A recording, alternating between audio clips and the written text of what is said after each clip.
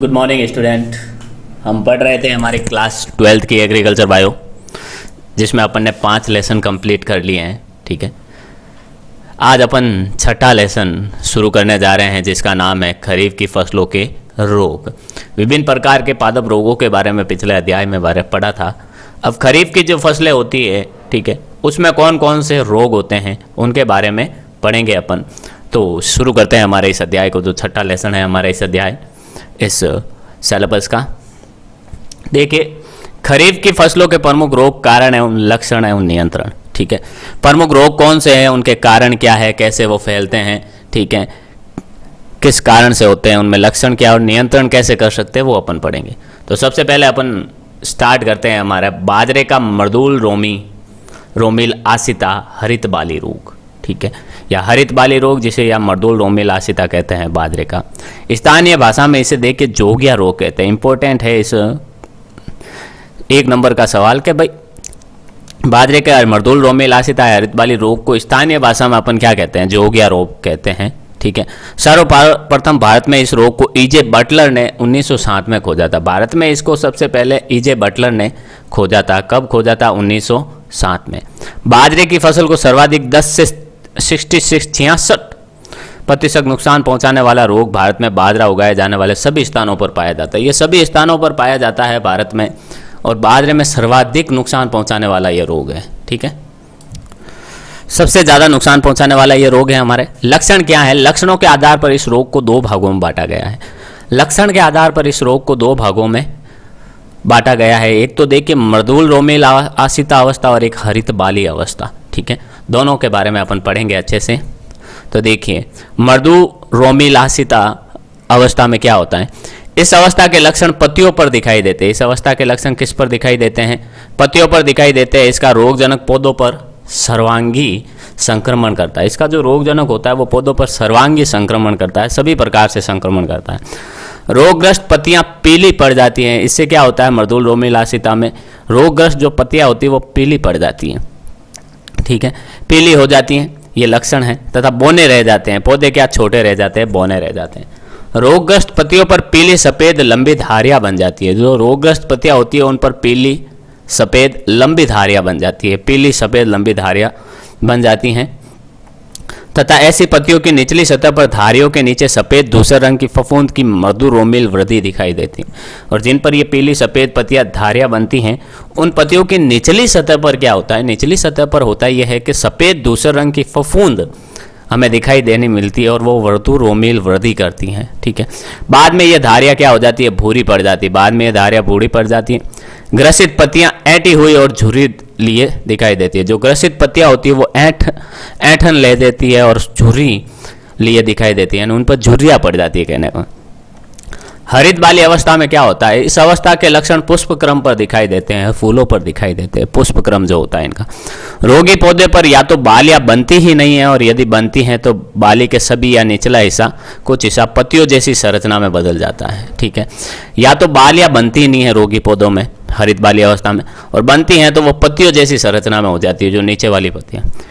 इसी कारण इसे हरित बाली रोग कहा जाता है, इसीलिए इसको हरित बाली रोग कहते हैं। ठीक है, रोगजनक की चर्चा करें अपन के रोगजनक क्या होगा? पैथोजन। यह रोग स्क्लेरोस्पोरा ग्रेमिनिकोला नामक अविकल्पी परजीवी कवक द्वारा होता है। स्क्लेरोस्पोरा ग्रेमिनिकोली नामक अविकल्पी परजीवी। अविकल्पी परजीवी का मतलब है कि इसके पास दूसरा कोई विकल्प नहीं है, बाजरे के अंदर ही फैलता है, दूसरे किसी में नहीं फैलता। जो बीज व मर्दा जनित होता है, ये क्या होता है? बीज से जनित लेता है या मर्दा से जनित होता है। तथा लैंगिक बीजाणु निषिक्तांड के रूप में उत्तर जीवित रहता है। जो इनका लैंगिक बीजाणु होता है वो निषिक्तांड में रहता है। ठीक है, तो देखिए 3-4 चित्र ड्राइंग दे रखी हैं। बाजरे का मर्दूल रोमिल क में क्या? रोमिल आसिता, मर्दूल रोमिल आसिता की अवस्था बताई जा रही है। देखिए पत्तियां सिकुड़ जाती हैं। ठीक है, और आगे देखिए हरित बाली अवस्था में क्या होता है? देखिए निचली जो बालियां होती हैं वो पत्तियों के समान हो जाती है, देख रहे हैं आपको। ठीक है, उसके बाद देखिए ग है बीजाणुधानी दर और बीजाणुधानी। इसमें देखिए ये बीजाणु बनता है, बीजाणुधानी दर। ठीक है, और निषिक्तांड, ये निषिक्तांड होता है। निषिक्तांड में रूप में उत्तर जीविता, ये बीजाणु इसमें उत्तर जीविता के रूप में बने रहते हैं लगातार। ठीक है, प्रबंधन कैसे कर सकते हैं अपन इसका? देखिए, शस्य प्रबंधन, खेती में अपन इसका प्रबंधन कैसे कर सकते हैं? स्वस्थ और प्रमाणित बीजों का ही उपयोग करना चाहिए। हमें किसका उपयोग करना चाहिए? स्वस्थ और प्रमाणित बीजों का उपयोग करना चाहिए, ठीक है। गर्मी के दिनों में खेत की गहरी जुताई करनी चाहिए। गर्मी के दिनों में खेत की क्या करनी चाहिए? गहरी जुताई करनी चाहिए। हमें गर्मी के दिनों में खेत की गहरी जुताई करनी चाहिए।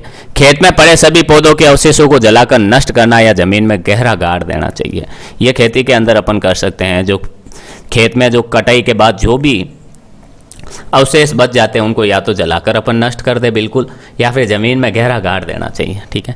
रासायनिक प्रबंधन, ठीक है, हरित बाली या मृदुल रोमिल आसिता रोग में अपन कर क्या सकते हैं? कौन सी दवाइयों का छिड़काव कर सकते हैं? तो देखिए, मेटालेक्सिल से 6 ग्राम प्रति किलो बीज या 2.5 ग्राम मैनकोजेब से बीजों उपचार कर बुआई करनी चाहिए। बीजों का उपचार किससे करना चाहिए? मैनकोजेब या मेटालेक्सिल से करना चाहिए। बुआई के 21 दिन बाद मैनकोजेब या मेटालेक्सिल प्लस मैनकोजेब 2 ग्राम प्रति लीटर की दर से घोल छिड़काव करना चाहिए। पहले तो बीजों का उपचार कर देना चाहिए और बुआई कर दी है तो बुआई के 31 दिन बाद अपन को मेटालेक्सिल या सिर्फ मैनकोजेब का घोल पानी में मिलाकर क्या करना चाहिए? इनका छिड़काव करना चाहिए। जैविक प्रबंधन अपन कैसे करते हैं? जीवों का जैविक प्रबंधन कैसे कर सकते हैं अपन इसका? जीवों द्वारा, ठीक है। तो देखिए, स्यूडोमोनास फ्लोरेसेंस व ट्राइकोडर्मा कल्चर द्वारा बीजों उपचार व पर्णीय छिड़काव करना चाहिए, ठीक है। स्यूडोमोनास फ्लोरेसेंस और ट्राइकोडर्मा कल्चर, ये कुछ तरीके हैं, ठीक है, जिनके द्वारा अपन को या तो बाजरे की बीजों का उपचार करना चाहिए या पर्णीय छिड़काव, पत्तियों पर इनका छिड़काव करना चाहिए। बाजरे की जो रोगरोधी किस्में है, जैसे बाजरे की रोगरोधी किस्में भी विकसित कर ली गई है, जिसमें मृदु रोमिल आसिता और हरित बाली रोग से लड़ने की क्षमता होती हैं। कौन कौन सी है? पूसा मोती, पूसा 23, WCC 275, ICMH 451, ICMH 88088 और राज 171 171 इत्यादि का प्रयोग करना चाहिए। इनमें मृदु रोमिल आसिता और हरित बाली रोग से लड़ने की क्षमता होती है, ठीक है। तो ये बाजरे के रोग के बारे में था। अब देखिए, बाजरे का एक और अर्गट या चेपा रोग, ठीक है। अर्गट का सामान्य अर्थ क्या होता है? स्क्लेरोसियम। स्क्लेरोसियम होता है सामान्य अर्थ, ठीक है। ये स्क्लेरोसियम कवक के ऊतकों से निर्मित एक गहरे भूरे या काले रंग की कठोर संरचना होती है। ये क्या होती है? निर्मित एक गहरे भूरे या काले रंग की कठोर संरचना होती है स्क्लेरोसियम। ये स्क्लेरोसियम कवक से मिलकर कवक के ऊतकों से बनती है। देखिए आगे, क्लेविसेप्स नामक कवक के स्क्लेरोसिया से जो एल्कोलॉइड प्राप्त होता है उसे अर्गोटीन या अर्गोटॉक्सिन कहते हैं, जिसको खाने से पशुओं और मनुष्यों के स्वास्थ्य पर हानिकारक प्रभाव पड़ता है, ठीक है। क्लेविसेप्स नामक कवक के स्क्लेरोसिया से क्या होता है? एल्केलॉइड प्राप्त होता है, ठीक है, क्लेविसेप्स नामक कवक से। उसे अर्गोटीन या अर्गोटॉक्सिन कहा जाता है। उस एल्कोलॉइड को क्या कहा जाता है? अर्गोटीन या अर्गोटॉक्सिन कहा जाता है, ठीक है, जिसको खाने से पशु और मनुष्य के स्वास्थ्य पर क्या होता है? हानिकारक प्रभाव पड़ता है। इससे क्या होता है? पशु और मनुष्यों पर हानिकारक प्रभाव पड़ता है इसको खाने से, अर्गोटीन अर्गोटॉक्सिन से। जिसमें मनुष्य में क्या होता है? पेट दर्द होता है, ठीक है। बाजरे के अर्गट रोग वाला अगर बाजरा अपन खा लें जिसमें अर्गोटीन या अर्गोटॉक्सिन एल्कलॉइड है, तो उससे हमारा पेट दर्द होगा, सिर चकराएगा, चक्कर आने लगेगा, सिर जोर जोर से घूमने लगेगा, उल्टी और अतिसार होगा, ठीक है, उल्टी होगी, अतिसार होगा, आदि लक्षण हमारे अंदर दिखाई जाते हैं। कवक के स्क्लेरोसिया खाने से मनुष्य और जानवरों में जो रोग होता है उसे अर्गोटिज्म कहा जाता है। कवक के जो स्क्लेरोसिया खाने से क्या होता है? मनुष्य में जो रोग हो जाता है उसे अर्गोटिज्म कहा जाता है। इंपॉर्टेंट है, ठीक है। लक्षण देखिए, इस रोग के लक्षण क्या है? बाजरे के अर्गट चेपा रोग के, इस रोग के लक्षण पुष्पावस्था के समय दिखाई देते हैं। इस रोग के लक्षण हमें पुष्पावस्था के समय दिखाई देते हैं। रोग के लक्षणों के आधार पर 2 भागों में बांटा गया है, यानी जब पुष्प आने लगते हैं तब हमें इसके लक्षण दिखाई देते हैं। अब रोग के लक्षणों के आधार पर अपन इसको 2 वर्गों में बांट सकते हैं, 2 भागों में। पहला है मधुबिंदु अवस्था। रोग की इस अवस्था में सर्वप्रथम छोटी छोटी गुलाबी, सबसे पहले क्या होता है? इसमें छोटी छोटी गुलाबी शहद के रंग की द्रव्य पदार्थ की बूंदें बालियों पर दिखाई देती है। बालियों पर द्रव्य पदार्थ की बूंदें दिखाई देती है, ठीक है। और दूसरी अवस्था में क्या होता है? मृदु बिंदु अवस्था। देखिए, स्क्लेरोसिया अवस्था में क्या है? मृदु बिंदु अवस्था के 10 दिन बाद रोगग्रस्त बालियों में दाने की जगह गहरे भूरे या काले रंग के स्क्लेरोसिया बन जाते हैं, ठीक है, गहरे काले रंग के स्क्लोरेशिया बन जाते हैं। जैसे देखिए यहाँ पर ये तो बाजरा है और इसके साथ ये गहरे काले रंग के स्क्लोरेशिया बन जाते हैं। ठीक है, फिर देखिए इसका रोगजनक क्या होता है। रोगजनक देखिए क्लेविसेप्स फ्यूजीफोर्मिस नामक कवक से होता है। ये किससे होता है? क्लेविसेप्स फ्यूजीफोर्मिस कवक से होता है। ठीक है, यह कवक मुख्यतः मृदा जनित हैं, लेकिन कवक के स्क्लोरेशिया बीजों के साथ मिश्रित होकर भी खेत में पहुंच जाते हैं। ये मृदा जनित होते हैं, मृदा से फैलते हैं, लेकिन कवक के स्क्लोरेशिया बीजों के साथ मिश्रित होकर भी खेत में पहुंच जाते हैं, बीजों के साथ भी आ जाते हैं। अतः यह कवक स्क्लोरेशिया के द्वारा उत्तरजीवित रहता है। यह कवक क्या होता है? स्क्लोरेशिया के द्वारा उत्तरजीवित रहता है। ठीक है, मृदा में पड़े स्क्लोरेशिया बाजरे में पुष्पन के समय अंकुरित होकर एस को बीजाणु बनाते हैं। मृदा में जो पड़े स्क्लोरेशिया होते हैं वो बाजरे में पुष्पन के समय अंकुरित होकर एस को बीजाणु बनाते हैं। बाजरे में पुष्पन के समय ये क्या होते हैं?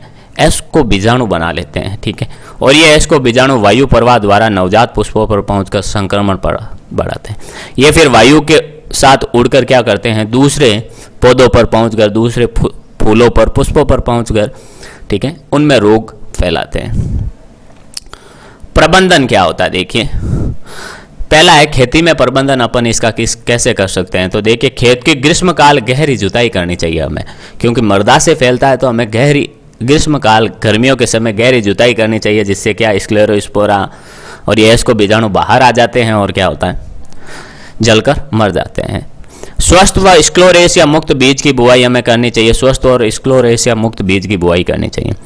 अगेती बुआई करके रोग का प्रकोप कम किया जा सकता है। अर्ली सोइंग, अगेती यानी नॉर्मल बुआई से क्या हो, थोड़ा पहले बुआई करने से अपन इस रोग का नियंत्रण कर सकते हैं, कम कर सकते हैं। खेत में रोग दिखाई देते ही रोगग्रस्त बालियों को नष्ट कर देना चाहिए। जैसे ही हमें खेत में रोग दिखाई देता है बालियों पर, तो हमें उन बालियों को तोड़कर, उखाड़कर नष्ट कर देना चाहिए। ठीक है, ताकि वो आगे ना फैले।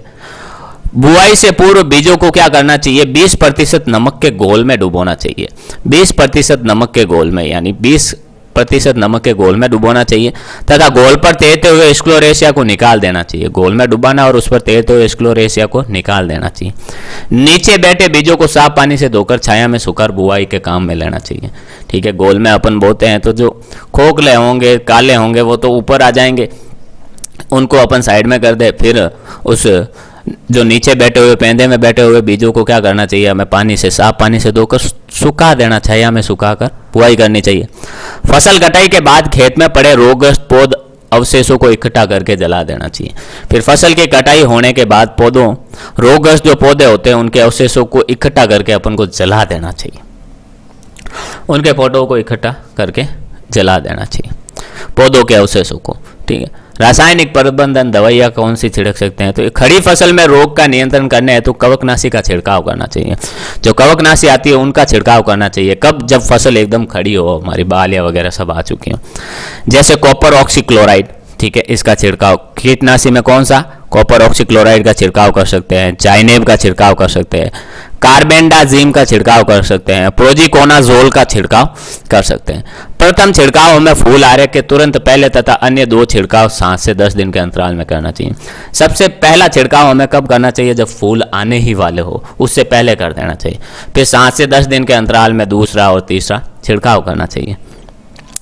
जैविक प्रबंधन अपन कैसे कर सकते हैं इसका? तो देखिए, जैविक प्रबंधन की अगर बात करें तो जैविक नियंत्रण हेतु फ्यूजेरियम शंभुसिनम नामक कवक का उपयोग करना चाहिए। जैविक नियंत्रण के लिए हमें फ्यूजेरियम शंभुसिनम नामक कवक का उपयोग करना चाहिए। पूसा 23, WCC 75, ICMH 88088 आदि रोग प्रतिरोधी किस्मों का भी उपयोग करना चाहिए। ये इन किस्मों के अंदर इस रोग से लड़ने की क्षमता होती है। ठीक है, फिर देखिए आगे कपास का मलानी रोग अगर अपन देखें तो कपास के मलानी रोग में क्या, देखिए आगे कपास का मलानी रोग, इस रोग को मुरझान या उकटा के नाम से भी जाना जाता है। इसको 2 सामान्य नामों से जाना जाता है कपास के अंदर, कपास का मुरझान या उकटा रोग। कपास उगाए जाने वाले सभी देशों में ये रोग पाया जाता है। मलानी रोग कपास का सब जगह पाया जाता है जहाँ भी कपास उगाया जाता है। ये रोग काली मिट्टी में ज़्यादा उग्र रूप से उत्पन्न होता है। ये जो काली मिट्टी होती है ना, वहाँ पर ज़्यादा पाया जाता है। ठीक है, जिस खेत की मिट्टी काली होती है। लक्षण क्या है? खेत में ये रोग छोटी छोटी जगह पर प्रकट होता है, थोड़ी थोड़ी जगह पर, ठीक है, पूरे खेत में नहीं फैलता, थोड़े थोड़े जगह पर। खेत में पर्याप्त नमी होने के बावजूद पौधों का हरे के हरे ही मुरझा जाना उगता रोग का प्राथमिक लक्षण है। खेतों में अपन ने पर्याप्त नमी है, पानी, सिंचाई सब कुछ टाइम पर कर रहे हैं, फिर भी अचानक ये हरे भाग होते हैं कपास के, वो मुरझा जाते हैं, तो ये उगता रोग का प्राथमिक लक्षण है। मुरझान और उगता रोग का प्राथमिक लक्षण है कि सब कुछ है, पानी भी है, सब कुछ दे रखा है, नमी भी मौजूद है, फिर भी मुरझा गए, मतलब उगता रोग है। इसके अलावा और क्या लक्षण दिखाई देता है? पत्तियां पीली पड़कर मुरझाने लगती है और सूखने लगती है। पत्तियां पीली पड़कर मुरझाकर सूखने लगती हैं तथा धीरे धीरे पौधा भी सूख जाता है। धीरे धीरे क्या होता है? पौधा भी तो सूख जाता है, ठीक है। रोगी पौधों की जड़ों के जाइलम वाहिकाओं का अवरुद्ध होना तथा जड़ों की छाल हटाकर देखने पर मेलानिन वर्णक के कारण भूरी या काले, देखिए रोगी पौधों की जड़ों का इसमें क्या होता है? जाइलम जो होता है, जो जड़ों द्वारा पानी को कहाँ पहुंचाता है? पत्तियों तक, पौधे के अन्य भागों तक पहुंचाता है, वो अवरुद्ध हो जाती है, उससे पानी का प्रवाह नहीं होता है, ठीक है। और जड़ों की जो छाल हटाकर अगर अपन बाद में देखते हैं, जो मेलानिक वर्णक होता है, मेलानिक वर्णक आने के कारण, उपस्थित होने के कारण भूरी व काले रंग की धारियां दिखाई देती है। जड़ों पर भूरे व काले रंग की धारियां दिखाई देने लग जाती है और कवक जनित उगता रोग की पुष्टि करता है। जो क्या करता है? कवक जनित उगता रोग की पुष्टि करता है। मुरझान अवस्था में देखे ये मुरझा गई सभी चीजें, ठीक है। और जाइलम वाहिकाओं का देखे भूरापन, ये दो जाइलम वाहिका, ये जो धारियां दिखाई दे रही है, भूरी झारियां हमें दिखाई देने लग जाती है, ठीक है। फिर देखिए आगे, देखिए रोगजनक की चर्चा करें अपन। यह रोग फ्यूजेरियम ऑक्सीस्पोरम, फ्यूजेरियम स्पेरो वास इन्फेक्ट्रम नामक कवक से होता है। अब ये किसके द्वारा होता है? फ्यूजेरियम ऑक्सीस्पोरम वाइस इन्फेक्ट्रम वास इन्फेक्ट्रम नामक कवक से होता है।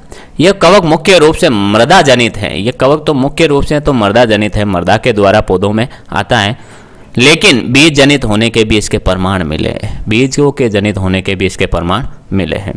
कवक के कोनिडिया एवं क्लेमाइडो बीजाणु मृदा में अंकुरण करके जड़ों द्वारा संक्रमण करते हैं। जो कवक के कोनिडिया एवं क्लेमाइडो बीजाणु होते हैं वो मृदा में अंकुरण करके जड़ों के द्वारा संक्रमण करते हैं, ठीक है।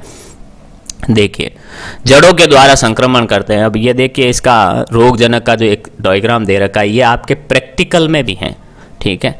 प्रैक्टिकल में भी आपको देखने को ये मिलेगा, ठीक है।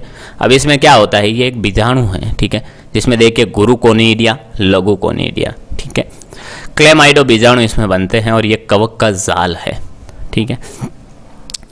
प्रबंधन किसे कहते हैं? देखिए प्रबंधन की अगर बात करें तो कपास के मलानी रोग का प्रबंधन अपन कैसे कर सकते हैं? पहला तो देखिए सस्य प्रबंधन, खेती में प्रबंधन कैसे कर सकते हैं? स्वस्थ एवं प्रमाणित बीज ही काम में लेना। पहली चीज तो स्वस्थ एवं प्रमाणित बीज आप काम में लो। दूसरी चीज देखिए अपरपोषी फसलों के साथ लंबा फसल चक्र अपनाना चाहिए। जो अपरपोषी फसलें होती हैं उनके साथ लंबा फसल चक्र अपनाना चाहिए। अपरपोषी फसलें मतलब जो जिन पर कपास की मलानी रोग नहीं होता है, ठीक है। रोग प्रभावित खेत से फसल अवशेषों को जलाकर नष्ट कर देना चाहिए। फसल अवशेषों को नष्ट कर देना चाहिए, यानी कटाई कर दी हमने, जिस फसल में, अब कपास की फसल में मान लो हमारे मलानी रोग हो गया तो उसकी कटाई कर दी और बाद में देख के जो भी अवशेष खेत में पड़े हैं उनको इकट्ठा करके अपन को जड़ा देना चाहिए। गर्मी के दिनों में खेत की गहरी जुताई करनी चाहिए, ठीक है। खेत की गहरी जुताई करते हैं जिससे मृदा के अंदर ये मलानी रोग के जो रोगजनक होते हैं वो बाहर आ जाते हैं और तेज धूप से खत्म हो जाता है। मृदा का सौर्यकरण करना चाहिए। मृदा का सौर्यकरण का मतलब मृदा का भी उपचार हमें करना चाहिए। खेत में नाइट्रोजन, पोटास व जिंक नामक पोषक तत्वों की संतुलित मात्रा का उपयोग करना चाहिए। नाइट्रोजन, पोटेशियम और जिंक का संतुलित मात्रा में उपयोग करना चाहिए, क्योंकि कमी भी खराब है और ज़्यादा भी इसका खराब है। आगे देखिए रासायनिक प्रबंधन अपन कैसे कर सकते हैं? कार्बेंडाजिम कवकनाशी से बीजों उपचार करना चाहिए। इससे क्या होता है? कार्बेंडाजिम कवकनाशी से बीजों का उपचार करना चाहिए और इसी कवकनाशी की आवश्यकता पड़ने पर खड़ी फसल में ड्रेचिंग भी करनी चाहिए, यानी खड़ी फसल में भी इसका छिड़काव करना चाहिए। बीजों का उपचार भी कार्बेंडाजिम से करना चाहिए और जब फिर भी आवश्यकता पड़े बाद में ये रोग हमें मलानी रोग दिखाई दे तो हमें ऊपर से छिड़काव भी इसका करना चाहिए। जैविक प्रबंधन की अगर बात करें तो देखिए ट्राइकोडर्मा कल्चर से बुआई से के पहले भूमि उपचार, ट्राइकोडर्मा कल्चर द्वारा भूमि का उपचार करना चाहिए बुआई से पहले, और बुआई के समय बीजों का उपचार भी हमें ट्राइकोडर्मा कल्चर से करना चाहिए। रोग रोधी किस्में कौन सी है, जिसमें कपास की ऐसी कौन सी किस्म है जिसमें मलानी रोग से लड़ने की क्षमता होती है?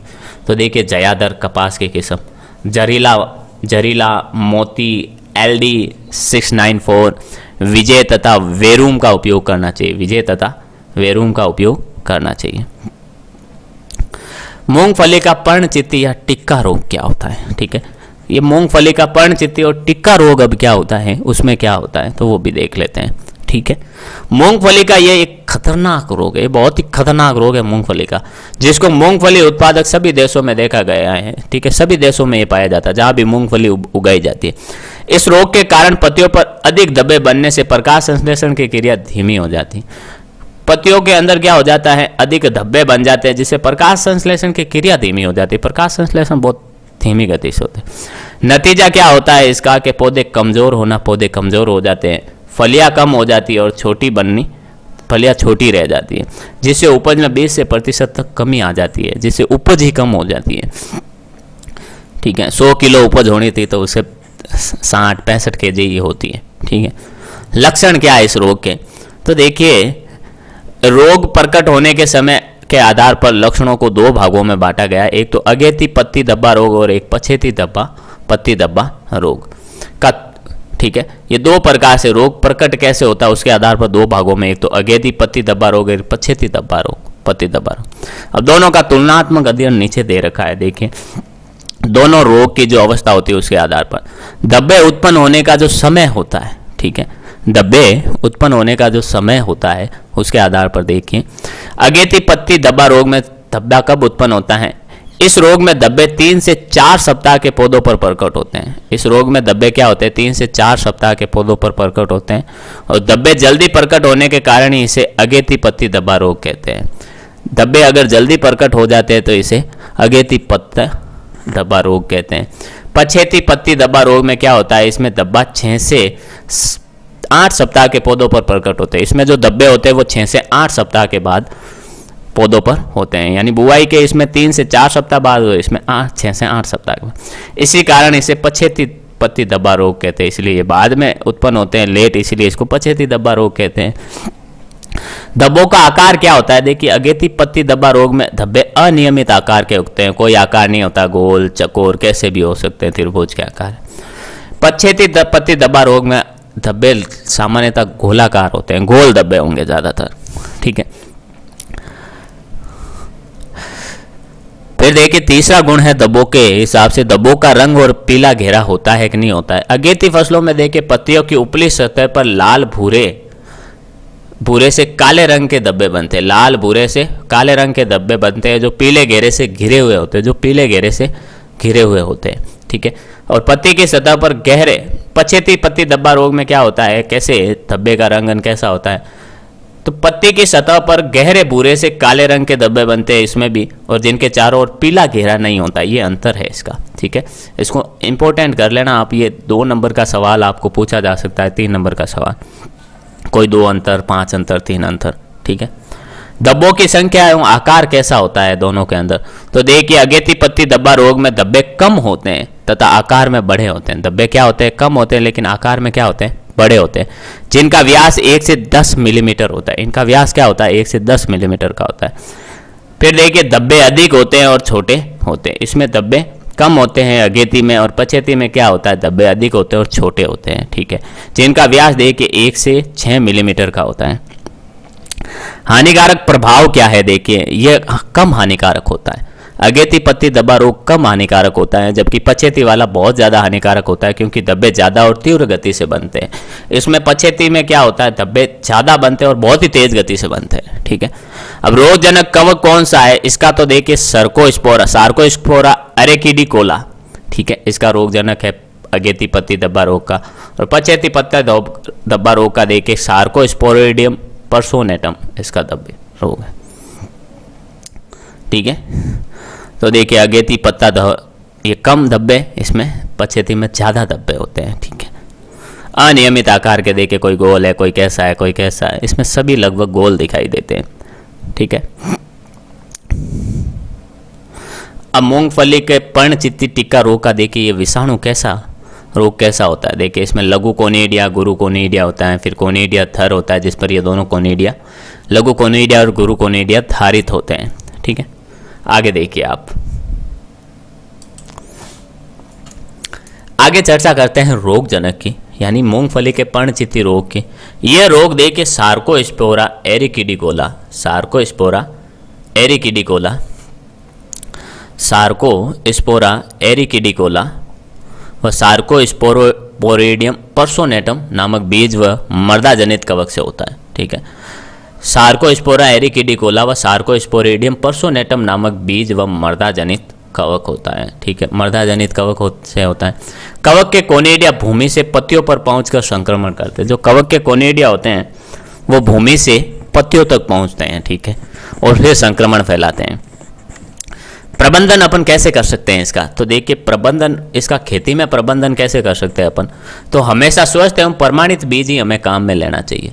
इसके हमेशा क्या करना चाहिए, हमें स्वस्थ एवं प्रमाणित बीज काम में लेना चाहिए, जो स्वस्थ हो और जो प्रमाणित हो। ठीक है, सिंचाई की सुविधा होने पर जून या इससे पहले अगेती बुआई करनी चाहिए। जब सिंचाई की सुविधा हो हमारे पास, ट्यूबवेल वगैरह, पानी बहुत हो हमारे पास सिंचाई करने के लिए, तब हमें क्या करना चाहिए, इसकी जून या इससे पहले ही अगेती बुआई, पहले बुआई कर देनी चाहिए। ठीक है, ग्रीष्मकाल गहरी जुताई और 2-3 साल तक फसल चक्र अपनाना चाहिए। ठीक है, ग्रीष्मकाल की गहरी जुताई करनी चाहिए, और अगर मूंगफली में ये रोग हमारे हो रहा है तो हमें फसल चक्र अपनाना चाहिए। फसल पर एक ही मूंगफली सिर्फ मूंगफली की खेती नहीं करनी चाहिए, इसके साथ कुछ और फसलें भी उगानी चाहिए, और वो भी चक्र के रूप में। एक बार आपने क्या उगाया है मूंगफली, उसके बाद दूसरा, फिर तीसरा, इस प्रकार से।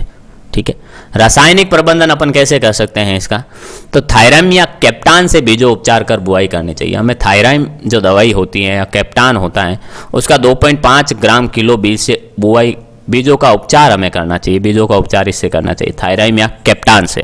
ठीक है, पहले बीजों की उपचार थायराइम या कैप्टान से। फिर देखिए अगर खड़ी फसल में हमें मूंगफली चित्ती रोग दिखाई देता है मूंगफली के अंदर, तो हमें देखिए कार्बेंडाजिम या हेक्साकोनाजोल या क्लोरोथेलोनिल या पायराक्लोरोस्ट्रोबिन का 15 दिन के अंतराल पर 2 से 3 दिन छिड़काव करना चाहिए। 2 से 3 बार छिड़काव करना चाहिए। किस किस का खड़ी फसल में, या तो कार्बेंडाजिम का, या हेक्साकोनाजोल का, या क्लोरोथेलोनिल का, या फिर पायराक्लोरोस्ट्रोबिन का छिड़काव करना चाहिए। ठीक है, कितना 2 से 3 बार हमें छिड़काव करना चाहिए, वो भी 15 दिन के अंतराल में करना चाहिए। आगे देखिए आप लोग, आगे अगर अपन इसकी चर्चा करें, ठीक है, देखिए जैविक प्रबंधन की अगर अपन बात करें तो देखिए जैविक प्रबंधन कैसे कर सकते हैं। स्यूडोमोनास फ्लोरेसेंस या ट्राइकोडर्मा कल्चर द्वारा बीजों उपचार व पर्णीय छिड़काव करना चाहिए। जैविक प्रबंधन से देखिए स्यूडोमोनास फ्लोरेसेंस, ट्राइकोडर्मा कल्चर का अपन को उपचार करना चाहिए। जैविक प्रबंधन का मतलब इस रोगजनक को कैसे कम किया जा सके। ठीक है, ये बाकी सब चीज़ें थी रोग होने के बाद। ये सस्य प्रबंधन अपन रोग होने से पहले क्या कर सकते हैं। ठीक है, रासायनिक दवाई रोग होने के बाद अपन उसमें कौन सी दवाइयों का छिड़काव कर सकते हैं।